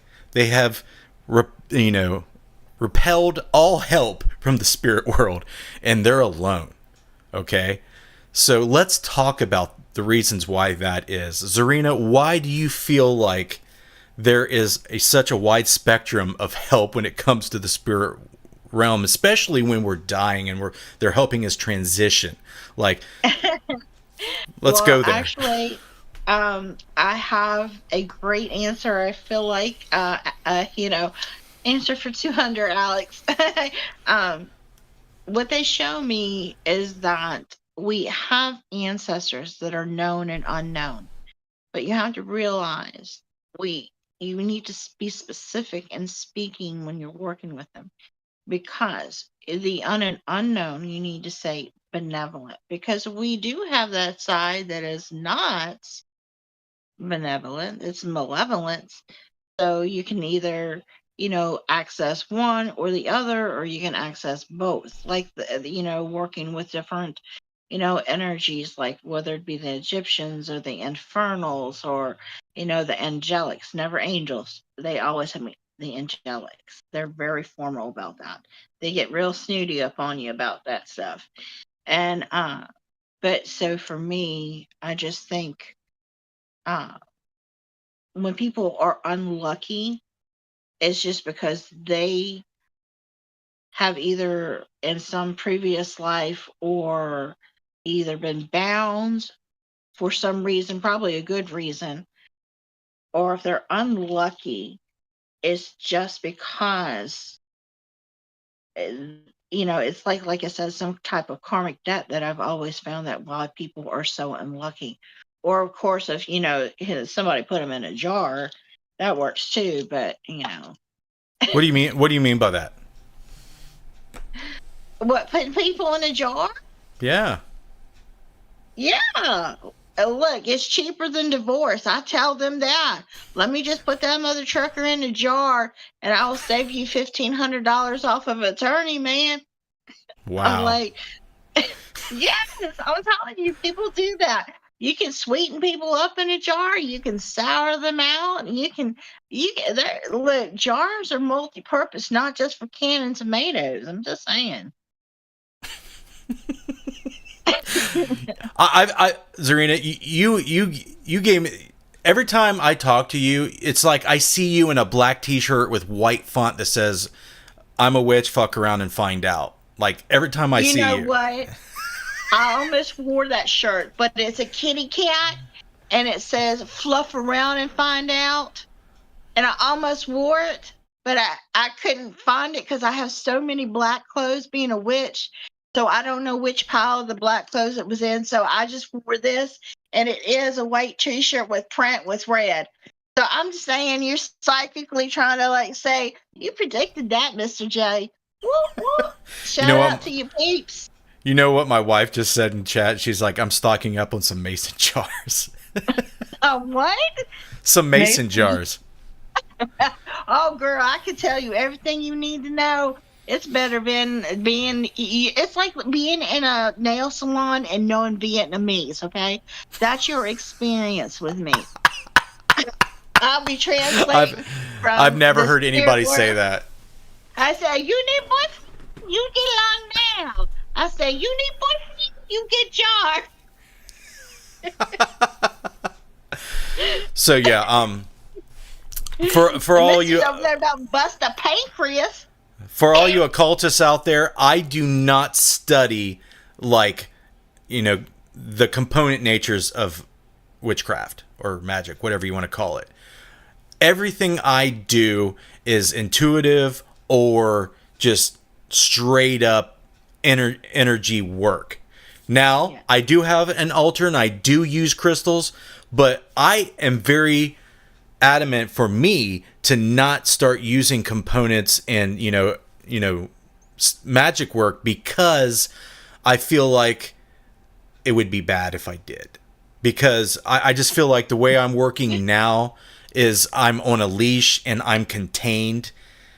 But if I start, because every man's got power tools and, shit that can just rip their fingers off and cut their arms off. They get under cars, it falls on them and crushes them. So I feel like magic would be like that for me. That's what my fear is. Like I would do something bad and it'd come back to me and just, I just don't trust myself. Maybe I'm wrong. You know what vision I just had? The spirits just showed me you being that cute little mugwort.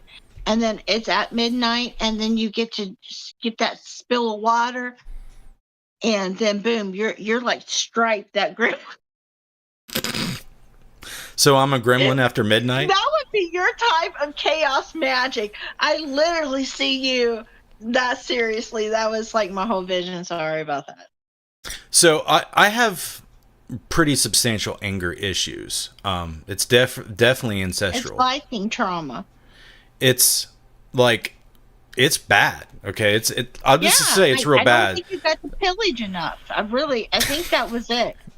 Jesus, I think you were Christ. More royalty, and you had to stay in the castle, and you didn't get to go pillage enough. So maybe you just need to go to one of those. That's not a statement. And clear that ancestral trauma, Jay. I'm just saying. That doesn't count as ancestral trauma, though, does it? Well, I'm just trying to help you out. That's what the spirit says. So just, I'm just. The spirit doesn't. The spirit should not. It's like Blockbuster. It's Be Kind, Rewind. Let's show and fix it. Ladies and gentlemen, you don't want the spirits, advocating or condoling anything like this about me. Okay. There are things about me that you never ever want to know. Okay. Yeah, They're we're bad. They're probably on the bad. news about the axe throwing incident. So yeah, I concur. Maybe we should We're we're talking Dean and Sam that. we're talking Vlad the Impaler stuff. Okay, I and know. beyond. I'm like, I almost feel like we need to call Sam and Dean and get the soap. No. I'm good. I feel like I'm good. I only struggle with, minor things. I don't go out and just like impale babies and put them in my yard. But, No, but yeah. I was gonna make a joke because everybody says you look so young, and I said, yeah, these are all the cubs this cougar brings home and bathes in their sacrificed blood. That's why I look so young. I'm just kidding. That's not it. It's not it. No. Okay, Gina said so release it. no, Gina. Well, maybe she's talking about it in a release it in a good way. Yeah. Hopefully, there's a good way. Yeah. But I did get something today, and I got it because I know you'll appreciate it, Justin. Is I got this little antique looking telephone compact, because that's how Oh my compacts gosh. is how I connect sometimes on the go with my spirits, a squaring thing. Oh, But the I mirror thought in you them. would- yeah. So I thought you'd appreciate the funniness of it being like the Matrix kind of thing. So. Yeah, it fits the technomancy Yes, motif. very much. Exactly. And You're- it has numbers on it, and I've yet to put it in the calculator to see what it is because I'm kind of like building up that, like, kind of moment. Okay. You're dialing up the dead today. Yeah. Gina said yes, Justin, in any constructive way. Okay, I'm all game for that. And I have done things, but I've talked about it before. Some people have to bear burdens and all, through the course of their whole cycle, just because of who they are. It's kind of like the story in the Bible. I'm going to butcher this. But what's the whole story about the millstone around the neck idea? Well, it's basically people with burdens. They have to carry burdens. Yeah. So my burden is that, some people live normal lives. They're not really obligated or feel obligated to do much of anything. They're neutral. Some people are good.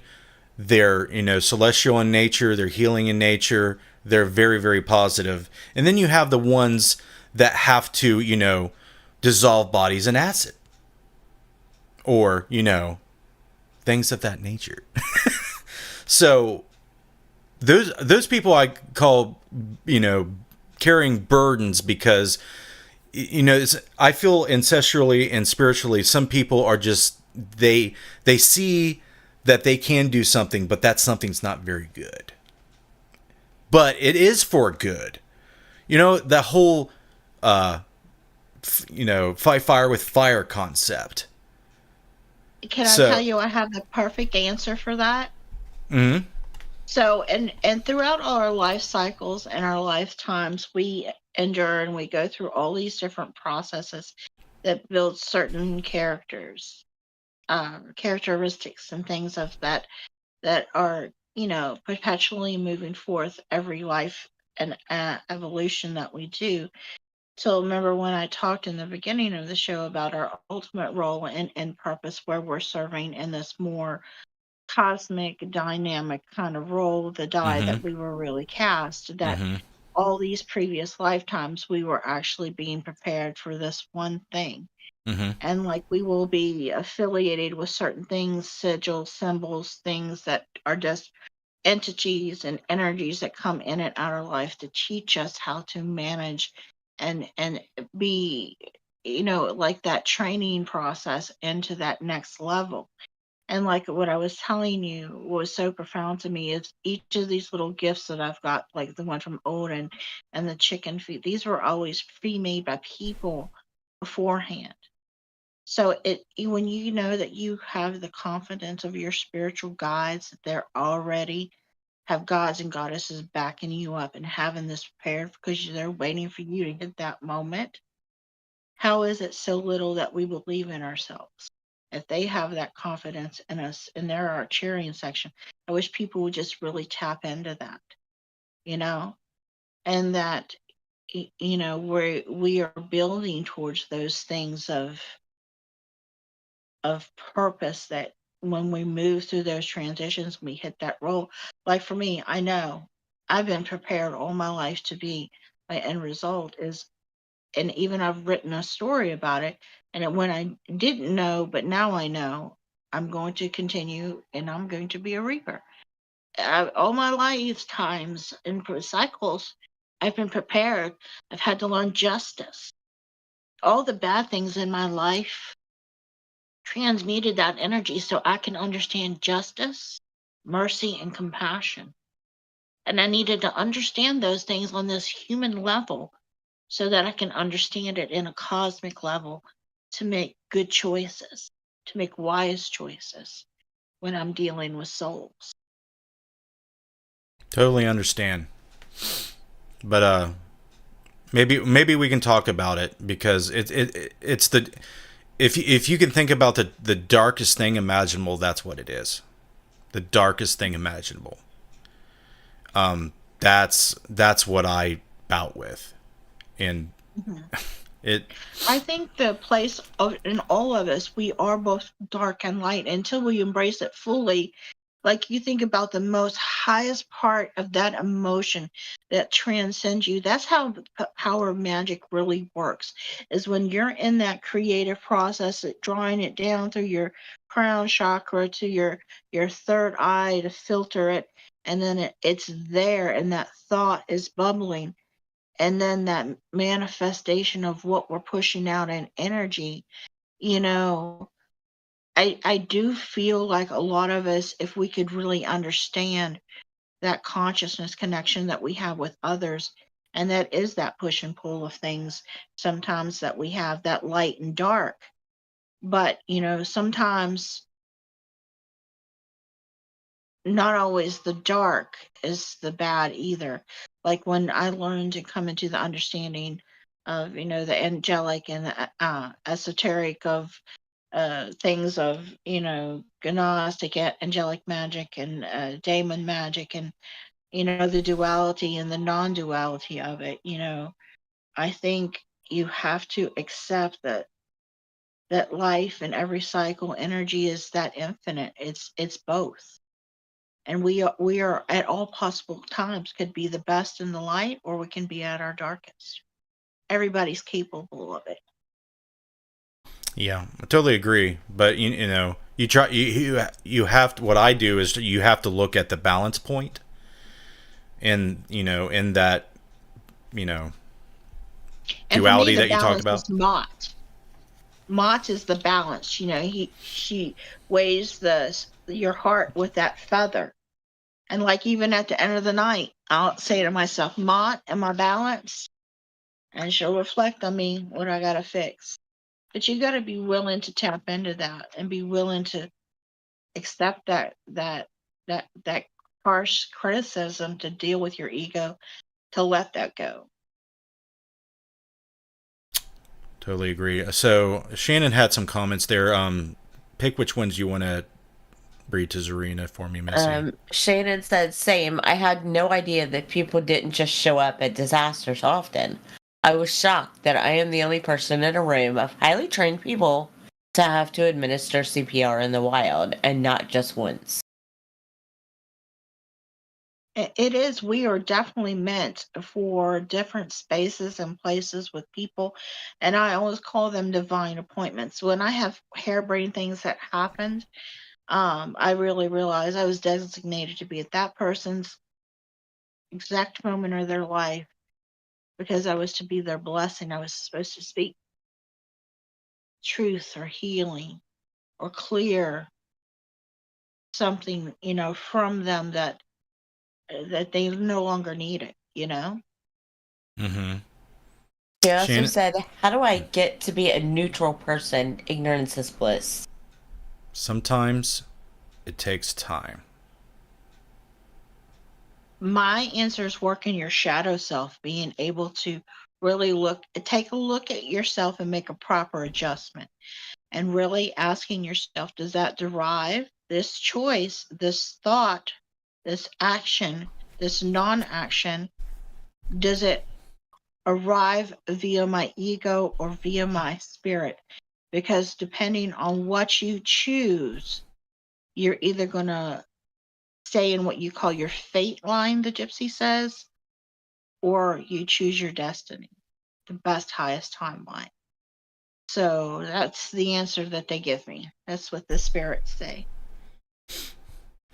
So what I've found when it comes to, reaching certain points in my life, time is the most interesting thing that you want to pay attention to, because in this material plane, things unfold on a time.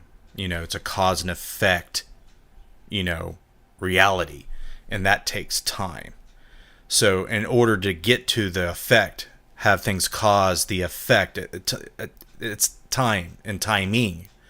So you may not feel balanced now. You may feel like you have to go through this whole cause to get to the effect. It may be next week, it may be next month, next year, 10 years from now. What was really hard for me to realize was I had to go through a whole bunch of stuff to get to the point in my timeline to find neutrality. And it's all about how you perceive and look at it too. You may at one point in time you may perceive something like, oh, I'm on this side of the spectrum and I want to be in the middle, or you're on the other side. But retrospectively, you may look at the past and say, oh, I was really in the middle at that point, but I was not looking at it that way. So I want you to think about that too. The human mind is funny when it comes to perceiving these types of abstract things. So I wanted to throw the whole time thing out there because sometimes we just have to wait for it to get there. And I wanted to piggyback that because I'm in agreement, and I just find that the spirit is so amazing when they do make that connection of certain things, because literally last night I watched this movie, and it was an old movie back in the day, and it's Lucy with Scarlett Johansson, and I posted a little clip of it. And that, how if you film a car and you fast forward it so much, that if you fast forward so much, it just disappears because it's no longer there, because time is the only true measurement. And, I work a lot with Chronos, and he shows me just little blinks of things. And it's interesting because we, in our own mind of what we've been taught in our younger constructs of time, is so outdated and irrelevant. It is not the real time measurement of the universe. I know that kind of sounds like kind of psychedelic and woo-woo, but, it is what it is. Well, in my research, what has helped me understand what you're saying is, let me grab my new toy here, my new recorder my wife bought me. So, higher light or spiritual entities that are on a higher dimension, these are just words to help you understand. They're looking at the 3D like this, like everything that will happen, in the past, present, and future is like they're outside of it, and they're looking at it like a 3D object. Okay, so they can see it all. And what's cool is they can be like, oh, that's neat, I want to interact with that and kind of integrate and jump into it and then be a part of it. And then they can extract themselves out of it. But time is like that to them. Yeah. And that is so true. And I find that at certain points, there's certain energies or deities that have, jumped in to interact with me at a critical time. Like, I channel them, I connect with them, and, It's just like I can see how their attributes taught me so many things during that time. And as we have spun that wheel, the ones that have come into my life in the latter part, and like that later ladder to give that last push up to the as above, and it is that honor and prestige of learning those energies. Yeah, it's something really difficult for people to understand because a lot of people will say, "Well, time doesn't exist in the spirit realm." Well, like it does, but not in the way it does here. And a lot of it is not translatable, and that's what our main problem is. So when we look at energy on our prime material plane, time is involved with energy because it has to oscillate and vibrate, and so it has to have time periods to measure the peaks and valleys of the waves. But when it comes to more fundamental energy, it vibrates differently in a different time form. So it's almost like the quantum. You can have a wave of possibility, but those waves aren't happening on a timeline cause and effect like we are now. It's all happening at once in a probability, construct. So And I will tell you, the quantum jumping is something I've been into mega heavy, and I've seen the shift, and like boom, boom, boom, and some of the people that are connected me, boom, boom, boom, and it's like legit, and it's like, oh my God, that just happened, and it's just insane. It's insane.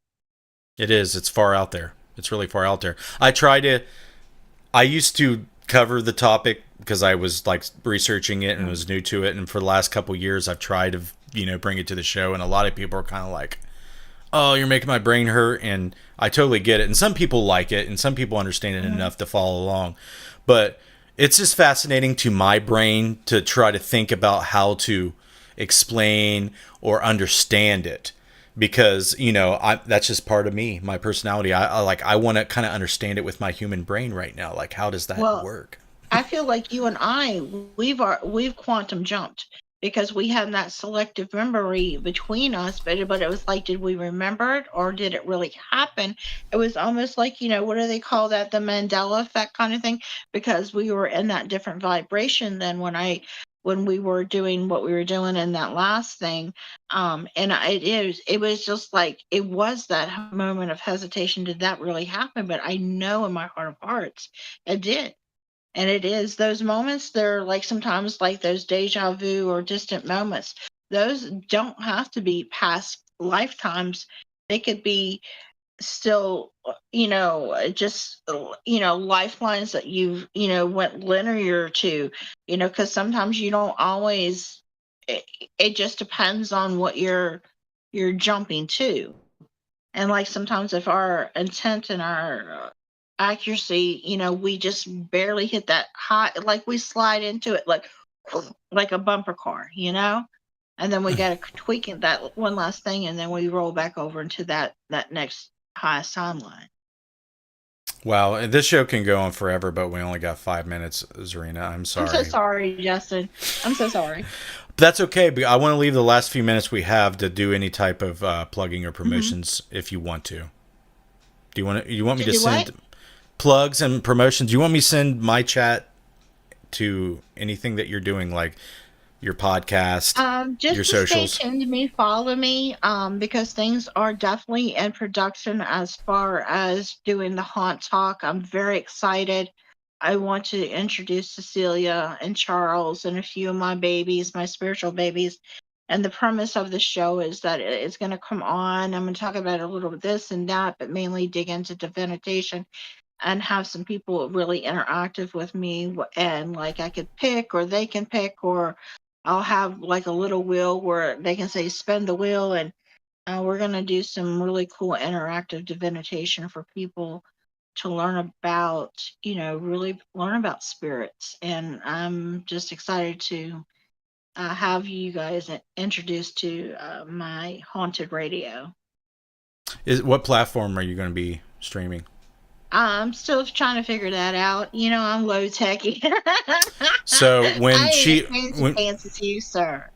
when you launch this, I will promote it on my social media so they can. Well, thank you, honey. I grab it. appreciate it. I think it's something that's never been out there. And I think it brings back a little bit of nostalgia to the old gypsy, what I want to do with that, and just have someone comfortable. It's like if I'm sitting in their living room listening to a radio, I want people to be comfortable to feeling like they're in a sacred space and can get some true, real deal answers from a real deal psychic, oracle kind of vibe, gypsy. All those things. Sounds cool, man. I'm really happy that you chose to come on tonight, and I thought our conversation definitely panned out like I thought it would. I feel like we could probably, if our brains could deal with it, probably talk about everything that we've been talking about for a very long time, because it's such a rabbit hole. It's such a large piece of work. I will definitely send you a couple things, because I really feel like you're about to jump and go next level. And they tell me for you, I don't know what this means, but 588. Okay, I'm writing that down. I'm writing it down. I got so many. She says it's not the number on the microwave.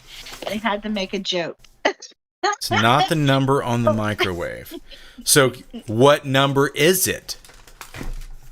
I don't know. That's your homework. They're going to tell me. Oh, we're going to tell you what it's not, but we're not going to tell you what it is. 588. Yeah. Okay.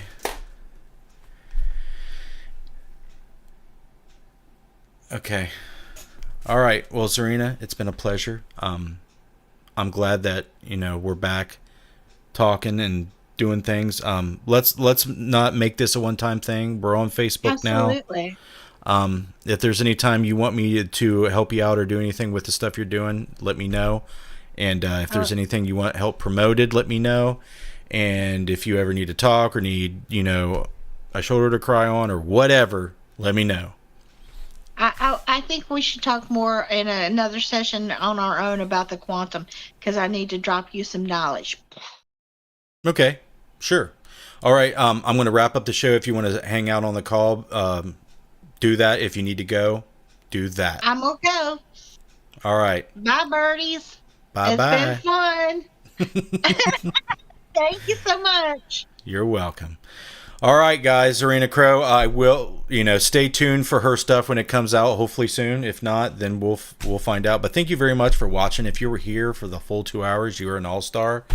Next week, I guess we're doing, what was it about? Yeah, the ancestral trauma. Ancestral trauma. So, yay, ancestral trauma. You guys, whoops, wrong button. Social media. All of you guys watching know my social medias, but I have this button I press. Okay, so here it is. YouTube, Facebook, Twitter, Instagram. There they are. Here's the real all-stars, the Patreon supporters. I tell you what, I'm just blessed to have these guys on the screen helping me pay for the streaming software and all the stuff that I've been doing. Without you guys, it just wouldn't be possible, and hopefully it'll pan out into bigger things. I'm juggling a motherfucker of a job right now, for what I do in my day job, but hopefully next year is going to be the best year of video production that you're going to see Interface Death do. So you guys are awesome. Next Wednesday, 8 p.m. Ancestral Trauma. We'll see you then. Bye-bye.